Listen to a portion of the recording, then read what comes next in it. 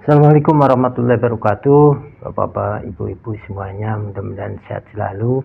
Pengajian pada Kamis tanggal 7 November bertepatan dengan tanggal 5 Jumadil Awal 1446 Hijriah di Masjid Istiqlal. Seperti biasa pada asar dilakukan kajian pada Kamis tanggal 7 November disampaikan oleh Kiai Haji Jamaluddin F. Hasim Adnan. Kajian ini mengenai fiqhul manhaji, fikih Imam Syafi'i.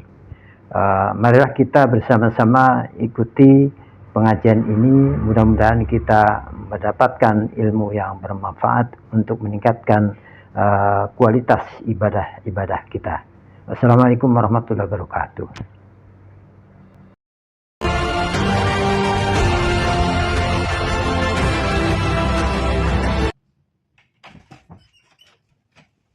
Assalamualaikum warahmatullahi wabarakatuh. Bismillahirrahmanirrahim. Alhamdulillahi rabbil alamin. Wassalatu wassalamu ala ashrafil anbiya'i wal mursalin. Sayyidina wa maulana Muhammadin wa ala alihi wa sahbihi ajma'in. Amma ba'du. Subhanaka la ilma lana illa ma 'allamtana innaka antal alimul hakim.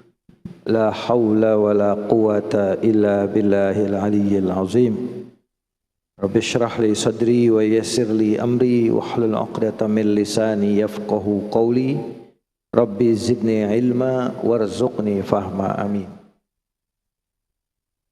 Para jamaah yang dimuliakan Allah Subhanahu wa taala, puji syukur hadirat Allah Subhanahu wa taala atas segala nikmat dan karunia-Nya kita bisa hadir di Masjid Istiqlal yang mulia ini dalam kajian Hawamish atau beranda Masjid Istiqlal, dan pada hari ini insyaallah kita akan kembali membahas fikih mazhab Syafi'i yang disusun di dalam kitab yang bernama Al-Fiqhul Manhaji. Para hadirin sekalian, dalam pertemuan yang lalu kita telah membahas sumber-sumber syariat atau sumber-sumber hukum Islam. Sekarang kita akan membahas tentang istilah-istilah di dalam fikih yang kaitannya dengan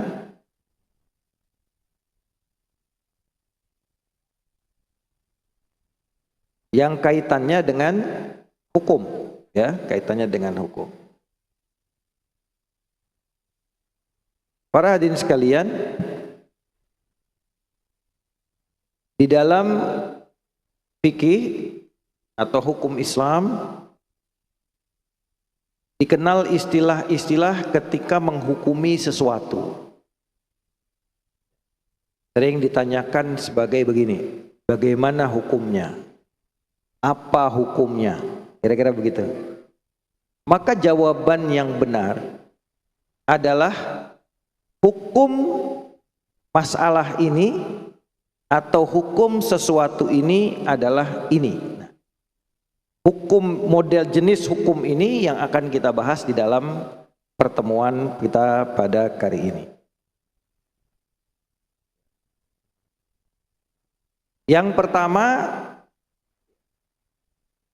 yang disebut dengan fardu, ya, yang disebut dengan fardu. Fardun itu apa? Ma talaba syar'u fi'lahu talaban jaziman.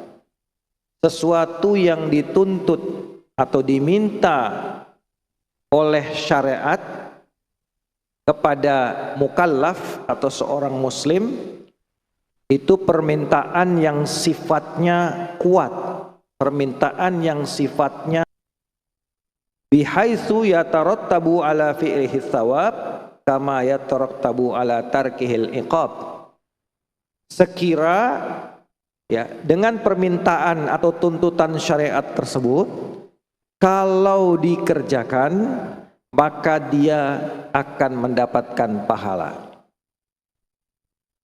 Itu namanya fardu. Kalau dikerjakan mendapatkan pahala. Yang kedua, kalau ditinggalkan dia mendapatkan dosa. Jadi dikerjakan dapat pahala, ditinggalkan dapat dosa. Itu namanya fardu. Ya. Contohnya adalah puasa Ramadan. Ya. Ketika Allah berfirman, a'udzubillahi minasyaitonirrajim, ya ayyuhalladzina amanu kutiba alaikumussyam. Wahai orang-orang yang beriman, diwajibkan atas kalian berpuasa. Kata-kata kutiba bermakna furidha, diwajibkan.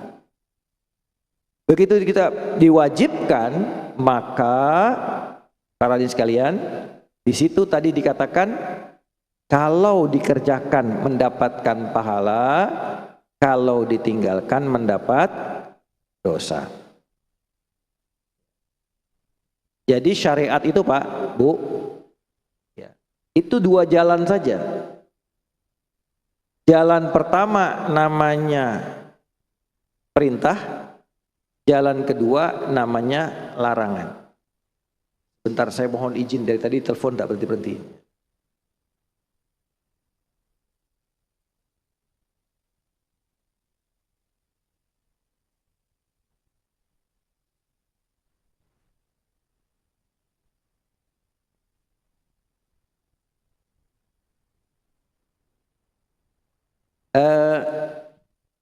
Syariat itu sebagai panduan hidup, dia menuntut kita melakukan sesuatu. Ya, namanya panduan. Panduan itu berarti kamu untuk mencapai, ya, wa ma khalaqtul jinna wal insa illa liya'budun. Tidaklah aku ciptakan jin dan manusia, tujuannya, hikmahnya adalah supaya beribadah kepada Allah, mengabdi kepada Allah. Gimana jalannya? Jalannya syariat. Apa isinya syariat? Ya syariat itu panduan, pedoman hidup. Di mana syariat? Di Quran, di sunnah. Seperti kita udah bahas kemarin, sumber syariat, sumber hukum, Quran dan sunnah. Nah, di dalam panduan, di dalam tuntunan itu pasti ada yang, kalau istilah zaman sekarang, ada do's dan don'ts. Kalau yang ngerti istilah anak sekarang, ada do's dan don'ts.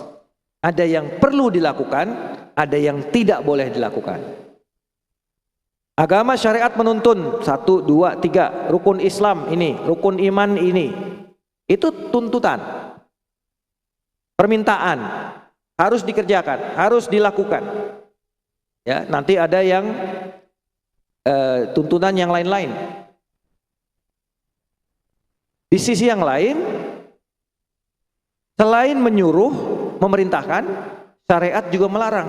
Jangan begini, jangan begini, jangan ini, jangan ini.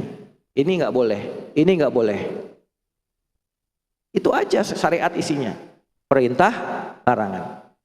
Nah sekarang yang satu ini adalah perintah, tapi perintah yang sangat kuat.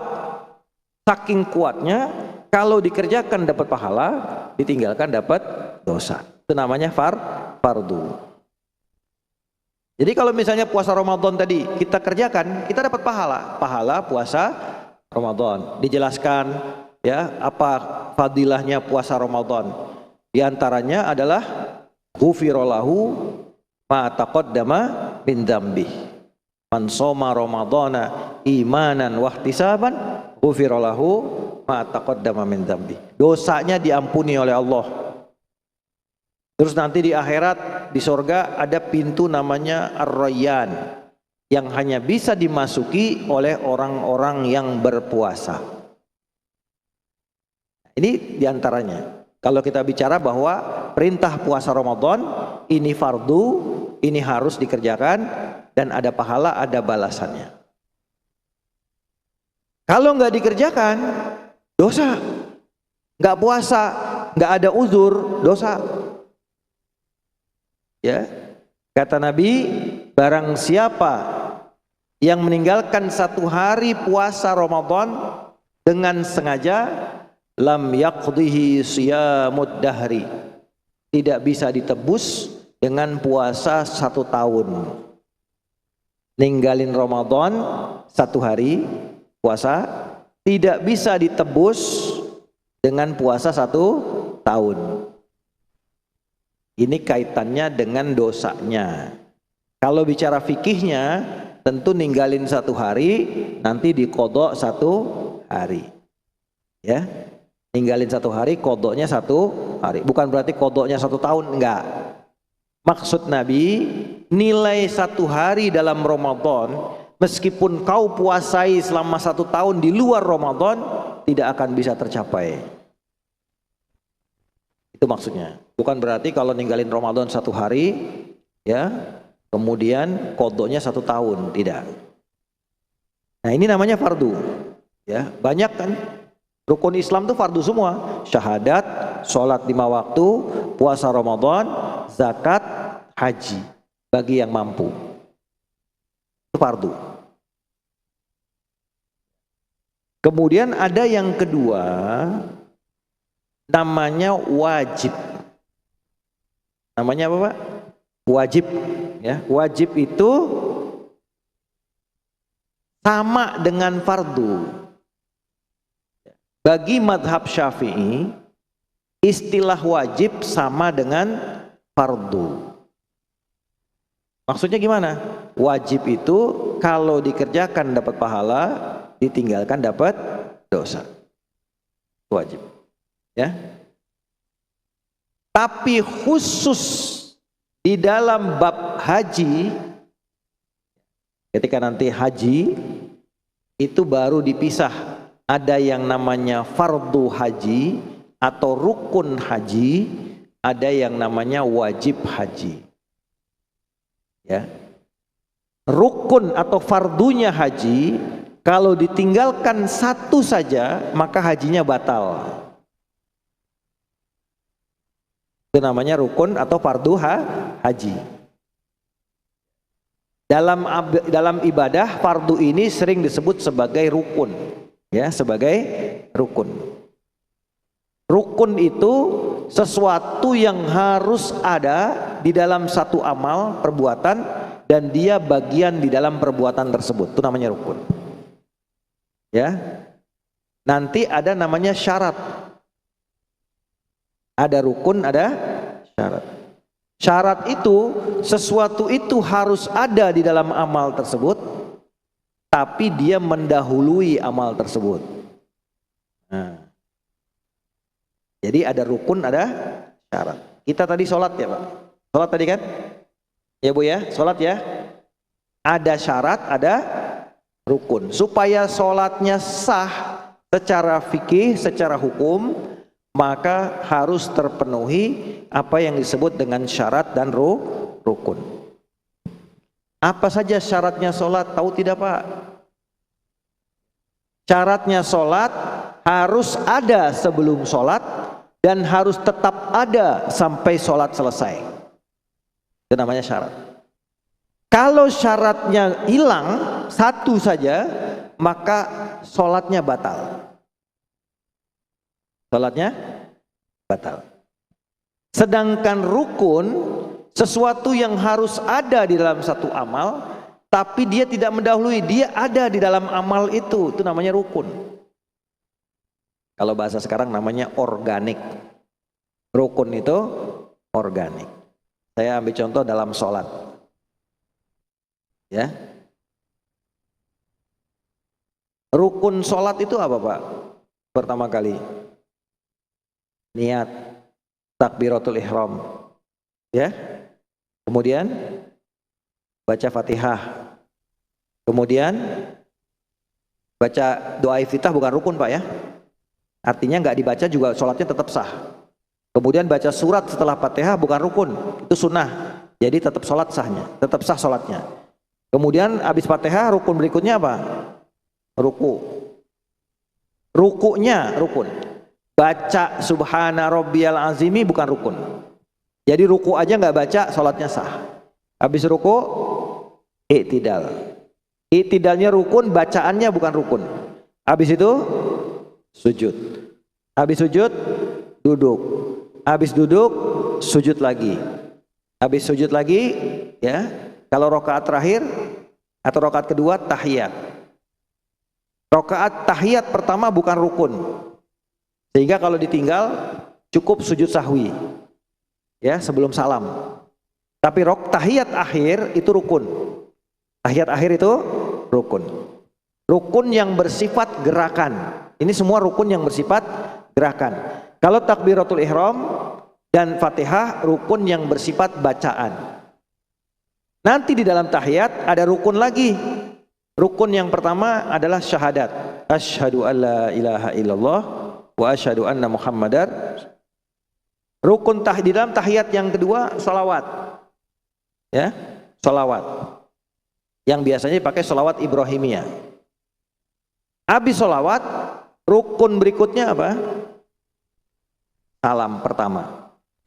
Salam itu rukun. Salam kedua bukan rukun. Sholatnya tetap sah kalau nggak salam kedua. Ini namanya rukun. Jadi rukun ketika dikatakan sholat itu dimulai dari takbiratul ihram, diakhiri dengan salam, maka rukun ini ada di dalam sholat semua. Betul tidak? Betul tidak? Ya. Nah, sekarang syarat. Ya. Rukun satu aja ditinggal tadi, batal sholatnya. Batal sholatnya, atau kalau di dalam sholat rokaat yang tidak ada rukunnya, rokaatnya dianggap tidak sah. Misalnya Bapak sholat asar, rukun apa tadi? Baca Fatihah, ya, baca Fatihah.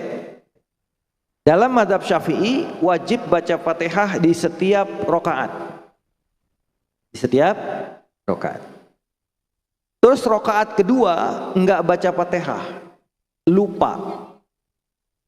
Gimana?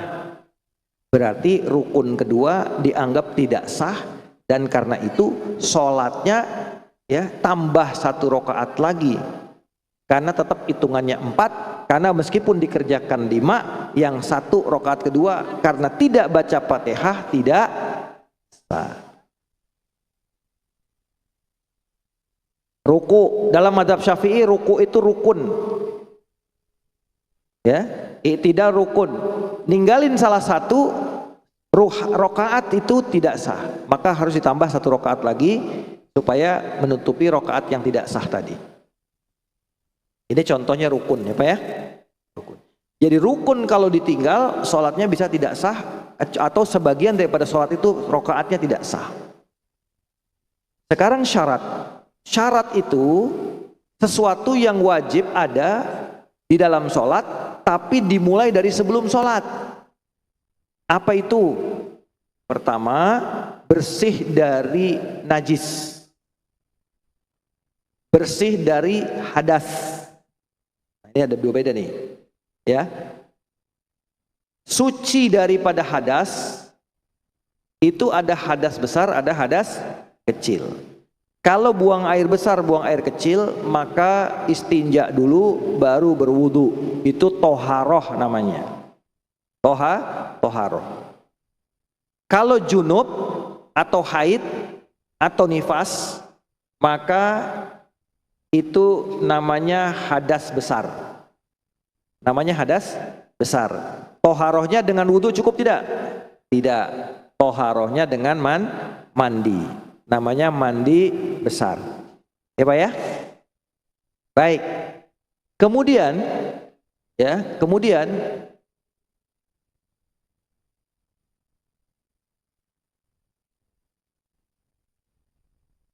syarat sholat apa lagi? Nah, tadi toharoh. Toharoh itu artinya berwudu kalau hadas kecil, mandi besar kalau hadas besar. Toharoh ini harus ada sebelum sholat dan harus ada sampai sholat selesai. Itu namanya syarat.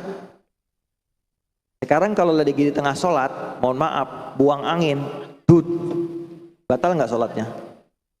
Batal tidak? Kenapa? Karena syaratnya gugur. Syarat toharoh gugur. Ya, itu namanya toharoh hadas. Ya, hadas ini Pak, ya, meskipun itu bisa masuk dari buang air besar, buang air kecil atau janabah, tapi hadas itu sifatnya adalah maknawi, abstrak. Kemudian selain hadas, maka harus suci. Suci itu artinya tidak ada najis. Pertama badannya, ya, pertama badannya. Kedua pakaiannya yang dipakai sholat. Yang ketiga tempat sholatnya. Tiga-tiga ini harus suci daripada najis. Kalau ibu jalan kena cipratan darah di tangannya, maka harus cuci dulu sampai hilang, sampai darahnya bersih, baru bisa sholat. Ya, Bapak mohon maaf lagi jalan kecipratan tai ayam, kotoran ayam, kakinya, maka harus dicuci dulu yuk kakinya, baru bisa suci badan.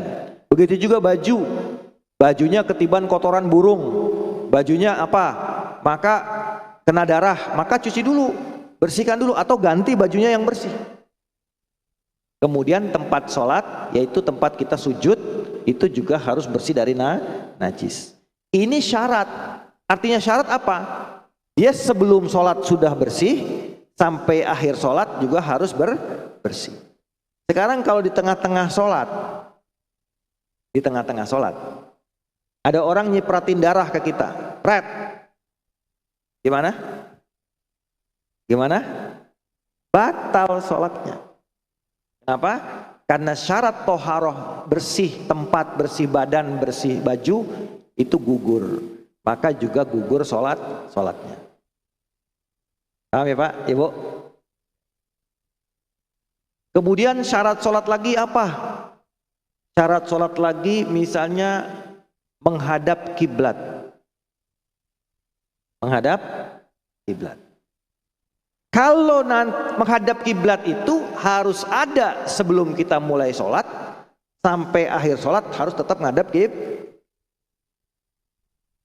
Kalau misalnya ibu lagi sholat, diisengin sama temennya, diputer arah sholatnya, badannya, gimana Bu? Kalau buru-buru balik ke arah kiblat, nggak batal sholatnya, ya.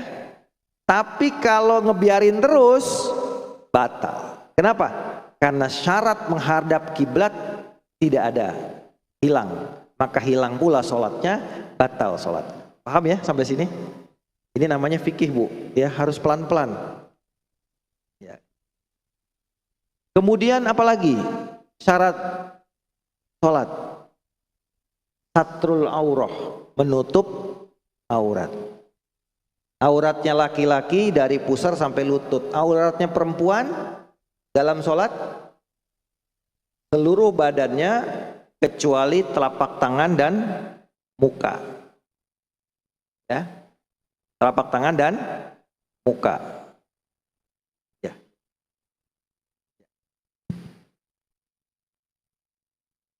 Telapak tangan dan muka harus dibuka. Meskipun ibu pakai cadar, kalau sholat cadarnya harus ihram, haji atau umroh, cadarnya juga harus dibuka.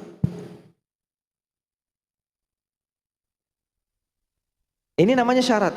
Tutup aurat. Terus Bapak, syarat ini artinya apa? Tutup aurat itu dari sebelum sholat sampai sholat selesai. Betul kan? Sekarang di tengah sholat, ada saudara-saudara kita yang laki pakai kaos jangkis Pak. Jangkis itu apa? Kaosnya cuma sepinggang. Begitu dia ruku, sret.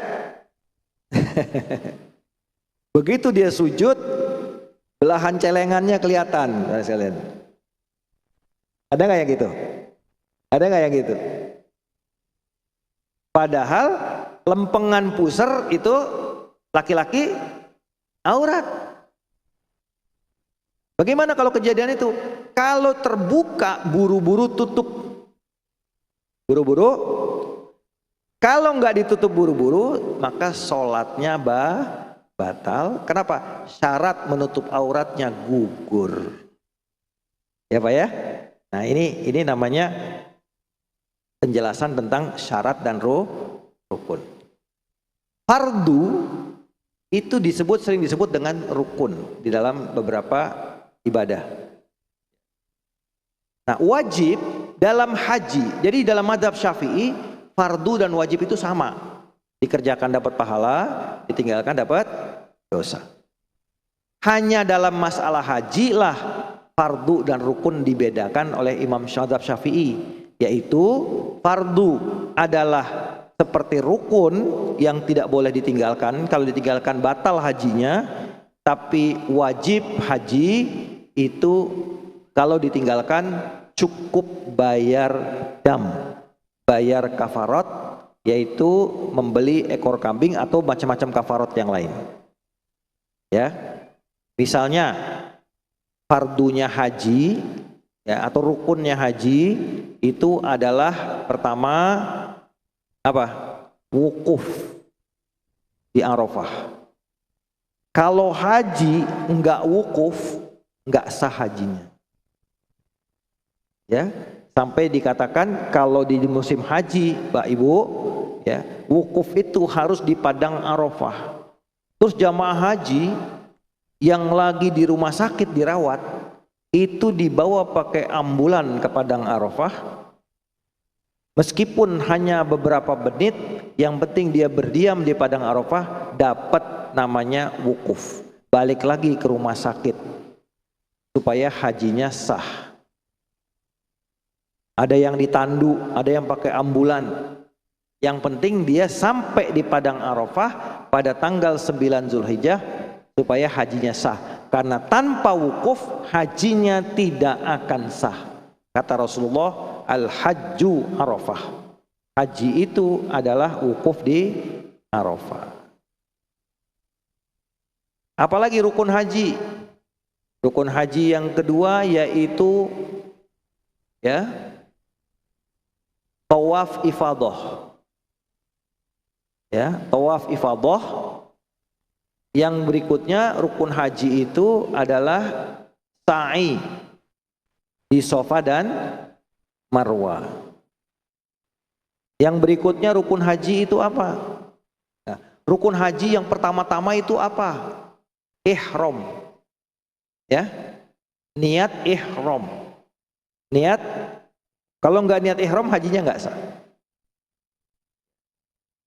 Niat ihram, kemudian wukuf, kemudian tawaf ifadah, kemudian sa'i. Habis sa'i, kemudian tahallul, gunting rambut. Itu namanya rukun haji fardu Adapun wajib haji itu banyak. Yaitu satu, ya, dari Arafah namanya mabit di Musdalifah, menginap di Musdalifah. Habis itu mabit menginap di Mina, di tenda Mina. Habis itu lempar jamarot, ya, itu adalah wajib-wajib haji. Ini semua kalau tidak dikerjakan hajinya tetap sah, tapi dia wajib membayar kafarat atau yang disebut dam, ya, disebut dam. Jadi banyak nanti cerita. Nah, di dalam mazhab Syafi'i wajib dan rukun fardu itu sama kecuali dalam bab haji. Ya, kayak ihram, niat ihram itu rukun, fardu, ya, fardu haji. Adapun pakai baju ihram itu wajib haji. Sehingga kalau nggak pakai baju ihram itu dia membayar kafarat, ya, itu. Nah, Fardu ini ada dua, Pak. Yang tadi fardu itu barusan. Fardu dan wajib ini ada dua. Yang pertama yang bersifat individual, personal, namanya fardu ain. Namanya apa? Fardu ain. Fardu ain itu artinya tuntutan syariat kepada setiap individu, setiap pribadi-pribadi muslim yang mukallaf, ya, untuk melakukan perintah agama tersebut. Wajib, ya, kalau dikerjakan dapat dosa, dapat pahala, ditinggalkan dapat dosa. Ini namanya fardu ain. Kayak sholat 5 waktu, fardu ain. Setiap orang wajib. Puasa Ramadan, fardu ain. Setiap orang wajib puasa. Ada lagi, ya, fardu yang wajib bagi kita, tapi kalau dikerjakan oleh sebagian dari kita, maka kewajiban kepada yang lain itu gugur. Itu yang disebut fardu kifayah. Sebut apa, Pak? Fardu kifayah. Fardu kifayah itu adalah kewajiban yang mengikat kepada satu kelompok, tapi kalau ada anggota kelompok tersebut yang mengerjakan 1, 2, 3 orang, maka yang lain gugur kewajibannya. Ya. Misalnya apa? Misalnya sholat jamaah. Sholat jamaah ini dalam mazhab Syafi'i dikatakan hukumnya sunnah muakkad. Meskipun sunnah tapi sangat ditekankan, hampir mendekati wajib. Ya. Tapi juga ada pendapat di dalam mazhab Syafi'i yang mengatakan sholat itu hukumnya fardu kifayah. Fardu kifayah itu bagaimana? Di satu kampung, di satu desa, di satu tempat, kalau tidak ada yang berjamaah sama sekali, maka satu kampung itu dosa semua. Tapi kalau ada 1, 2 orang, 3 orang yang sholat jamaah, maka kewajiban itu tidak mengenai yang lain, cukup diwakili oleh yang sholat tadi. Contoh lain apa? Fardu kifayah, mengurus jenazah. Mengurus apa, Pak? Jenazah. Tahu jenazah? Jenazah. Mengurus jenazah itu apa sih? Pertama, memandikan. Yang pertama apa? Memandikan. Yang kedua, mengkafankan. Habis mandi pakai baju dong, ya. Dikafanin. Yang ketiga, mensolatkan jenazah. Yang keempat, menguburkan. Ini namanya tajhizul janazah, mengurus jenazah. Hukumnya fardu kifayah. Maksudnya fardu kifayah apa? Kewajiban yang mengenai satu kaum yang ada jenazah tersebut, tapi kalau sudah diurus oleh beberapa orang, maka kewajiban kepada yang lain gugur. Kalau jenazah ini ada yang mandiin, ada yang kafanin, ada yang nyolatin, ada yang nguburin, maka kewajiban kepada satu kampung itu gugur dengan ada yang ngurus tadi. Tapi sebaliknya, kalau ada jenazah, nggak ada yang ngurus, nggak ada yang mandiin, nggak ada yang kafanin, nggak ada yang sholatin, nggak ada yang nguburin, maka satu kampung itu berdosa. Paham ya, Pak? Itu namanya fardu kifayah. Jadi fardu ada dua, fardu ain, ada fardu kifayah. Baik.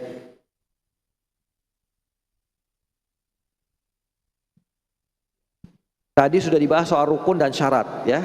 Jadi fardu ada rukun, ada syarat.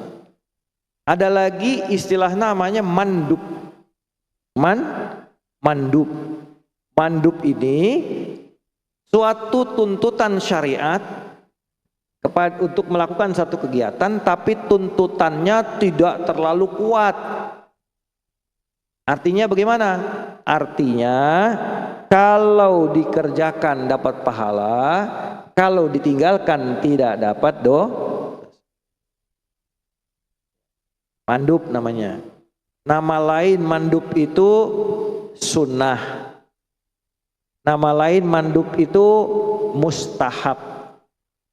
Jadi ada istilah, ya, ada istilah sunnah, ada istilah mustahab, ada istilah tatawwu, ada juga istilah naflun, ya. Naflun itu artinya sunnah juga. Ya, istilah sunnah sini dalam kaitannya dengan fikih. Makanya kalau ada orang ngomong sunnah apa nih? Sunnah hadis apa sunnah fikih?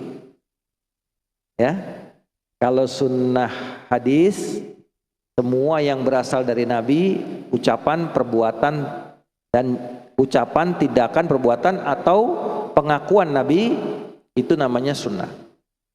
Adapun sunnah di dalam fikih artinya sama dengan mandub, sama dengan mustahab, sama dengan naflun, sama dengan tatawwu.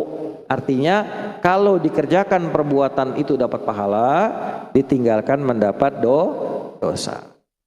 Ya, contohnya banyak ya, sholat sunnah, puasa sunnah, ya kan? Ibadah-ibadah sedekah itu sunnah. Ada lagi namanya mubah. Mubah itu dikerjakan dan tidak dikerjakan sama aja. Dikerjakan maupun ditinggalkan sama. Dikerjakan nggak dapat pahala, ditinggalkan nggak dapat dosa. Kayak apa, Pak? Makan. Ya, Bapak makan kan, Ibu? Makan itu mubah, dikerjakan yang nggak dapat pahala, ditinggalkan, nggak makan, nggak dapat dosa. Ya, apalagi olahraga, ya, jalan-jalan atau jogging, itu dikerjain nggak dapat pahala, ditinggalkan nggak dapat itu namanya mubah.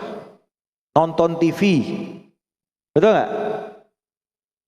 Atau nonton TikTok,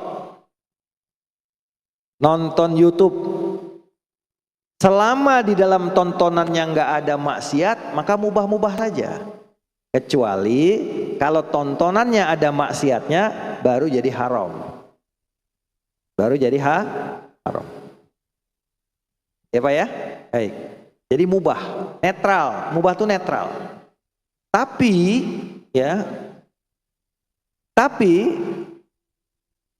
kata Nabi, berapa banyak ada perbuatan, kelihatannya perbuatan dunia, tapi dianggap jadi perbuatan akhirat dengan sebab husnun niat, niatnya bagus. Tadi makan hukumnya apa, Pak? Makan hukumnya apa? Mubah. Kalau makan biasa, mubah. Tapi kalau makan diniatin, husnun niat, niatnya bagus. Saya makan, niatnya mensyukuri nikmat Allah Subhanahu wa ta'ala. Saya punya rezeki, saya beli makan. Yang kedua, saya makan niatnya apa? Supaya makanan ini menjadi tenaganya untuk beribadah kepada Allah Subhanahu wa ta'ala, untuk berbuat baik, untuk bekerja cari nafkah yang diperintahkan Allah. Maka makannya ini dengan niat yang baik, meskipun dia mubah, dia berubah menjadi berpahala.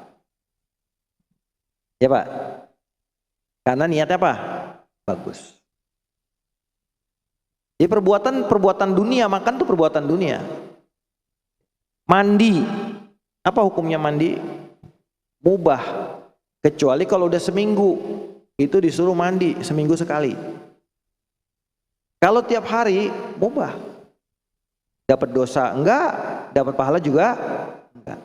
Tapi kalau mandi niatnya, saya mandi niatnya membersihkan badan, agar dengan bersih badan itu hilanglah bau-bau yang tidak sedap, supaya datang bau yang wangi, dan kemudian saya menjadi semangat kena air ini, semangat beribadah, semangat berbuat baik, dan bisa bergaul dengan sesama manusia dengan enak, dengan baik, dengan sebab tidak ada aroma yang tidak sedap, maka mandinya dengan niat yang baik berpahala.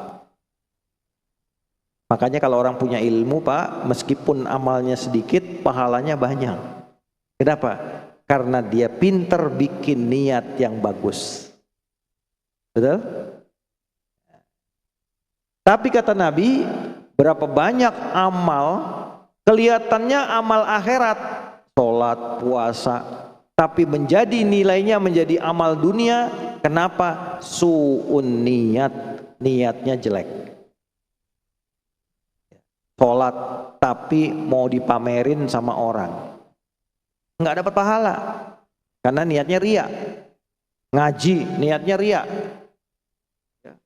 sedekah pamer, udah nggak dapat pahala ya, karena niatnya ria. Nah, setelah itu ada yang namanya haram. Haram itu apa? Haram itu sesuatu yang disuruh permintaan kita oleh syariat untuk ditinggalkan dengan permintaan, perintah atau larangan yang kuat, namanya haram. Maksudnya kuat tuh gimana? Kalau ya ditinggalkan haram itu kita dapat pahala, kalau dikerjakan yang haram itu kita dapat dosa. Itu namanya haram. Seperti membunuh, berzina, minum khamr, itu larangan Allah semua. Kalau dikerjakan dapat dosa, tapi kalau kita tinggalkan, kita dapat pahala. Itu namanya haram. Ya, di bawah haram, ya, nama haram, nama lain haram itu apa? Ada namanya mahzur, ada namanya maksiat, ada namanya dzanbun atau dosa. Itu semua istilah-istilah daripada perkara yang haram. Di bawahnya haram, dilarang, tapi dilarangnya nggak terlalu keras. Maksudnya gimana? Kalau ditinggalin dapat pahala, dikerjain nggak dapat dosa. Ini namanya makruh. Namanya apa, Pak? Makruh, ya. Nah, makruh itu ada dua, ada makruh tahrim, ada makruh tanzih. Makruh tahrim itu permintaannya keras dari syariat supaya ditinggalkan, tapi levelnya masih di bawah haram, ya. Itu. Kalau dikerjakan makruh tahrim itu tetap dapat dosa, tapi dosanya tidak seberat dosa yang haram.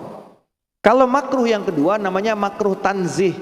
Makruh tanzih itu makruh-makruh biasa. Jauhilah makan bawang kalau mau sholat ke masjid, makruh. Ya, makan pete mau berangkat ke masjid, makruh. Ya, nggak mandi berangkat ke masjid, kotor badannya, makruh. Jadi semua ini adalah perkara-perkara yang makruh. Yang berikutnya ada namanya adaan. Ada itu apa?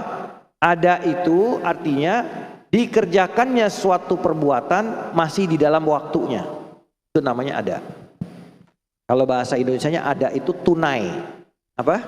Tunai, ya.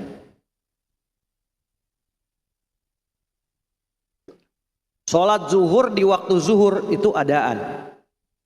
Sholat asar di waktu asar sebelum maghrib itu namanya adaan. Sholat maghrib di waktu maghrib adaan. Sholat isya di waktu isya adaan. Di dalam waktunya. Puasa Ramadan di bulan Ramadan adaan. Ya. Ibadah haji di bulan haji adaan. Nah, selain adaan ada namanya qodoan. Qodo itu bahasa Indonesia artinya bayar. Kalau tadi tunai, qodo ini bayar. Bayar apa? Bayar utang. Utang apa? Utang kewajiban yang belum dikerjain. Kita sebagai muslim wajib sholat zuhur, betul? Sampai asar zuhurnya belum dikerjain. Berarti ada utang nggak? Ada utang. Maka dibayar di waktu asar. Setelah sholat asar kita bayar sholat zuhur tadi, itu namanya qodoan. Namanya apa? Qadha. Ramadan nggak puasa karena sakit, nggak puasa karena bepergian, sehingga di bulan Ramadan itu dia sempat tidak puasa berapa hari? 3 hari. Maka setelah Syawal dia disuruh untuk membayar 3 hari Ramadan yang dia nggak puasa, namanya qadha. Paham ya Bu ya, Pak ya? Baik. Inilah ya semua. Yang terakhir namanya i'adah. Apa? I'adah itu artinya mengulang. Mengulang apa? Perbuatan itu masih di waktunya, tapi diulang 2 kali. Misalnya, ya, orang sholat zuhur tadi di rumah sendirian. Begitu nyampe ke masjid, ada orang sholat berjamaah zuhur, dia sholat lagi zuhur. Itu namanya i'adah. Bedanya dengan qadha apa? Kalau qadha dikerjakannya di luar waktunya dan belum dia kerjakan situ, kalau i'adah dia udah kerjakan tapi dia lakukan lagi kali kedua, kali ketiga di waktunya yang masih waktu yang sama. Masih di waktu zuhur, masih di waktu asar. Kenapa? Oh, tadi saya di rumah sendirian, di sini lagi berjamaah, saya mau dapat pahala jamaah, saya sholat lagi zuhur berjamaah. Itu namanya i'adah. Bapak Ibu sekalian, inilah contoh-contoh hukum ya, yang kalau ditanya apa hukumnya gitu ya, apa hukumnya ini, apa hukumnya itu, maka jawabannya tidak keluar dari ini. Hukumnya apa? Haram. Hukumnya apa? Mubah. Hukumnya apa? Makruh. Hukumnya apa? Sunnah. Hukumnya apa? Fardu atau wajib. Hanya ini. Hukumnya apa? Sah. Hukumnya apa? Batal. Kalau dikerjakan syarat dan rukun, sah. Dikerjakan tidak syarat dan rukun, batal. Hukum tuh hanya ini. Jadi nggak benar kalau ada orang bilang hukumnya apa? Hukumnya bid'ah. Ini berarti orang nggak belajar paham Mbak? Apa hukumnya tahlilan? Hukumnya bid'ah. Berarti orang tidak belajar fikih. Nggak ada hukum bid'ah tuh nggak ada. Ya, hukumnya apa? Sesat. Nggak ada hukum sesat. Ya Bu ya. Jadi kalau kita udah ngaji hari ini kita jadi tahu hukum itu apa. Ya, paling tidak hukum itu ada 5. Yang paling kanan namanya wajib, agak ke sini namanya sunnah, di tengah netral namanya mubah, ya, atau kalau dalam benda namanya halal. Ke pinggir kiri dikit namanya makruh, paling kiri namanya haram. Nggak jauh-jauh dari ini. Jadi nggak ada hukumnya apa? Bid'ah. Nggak ada hukum bid'ah. Hukumnya apa? Sesat. Ini keliru. Ya, keliru. Mudah-mudahan apa yang saya sampaikan ini manfaat dan bisa kita amalkan sama-sama. Kita tutup sama-sama dengan membacakan subhanakallahumma wa bihamdika asyhadu an la ilaha illa anta astaghfiruka wa atubu ilaik. Wal afu minkum. Wassalamualaikum warahmatullahi wabarakatuh.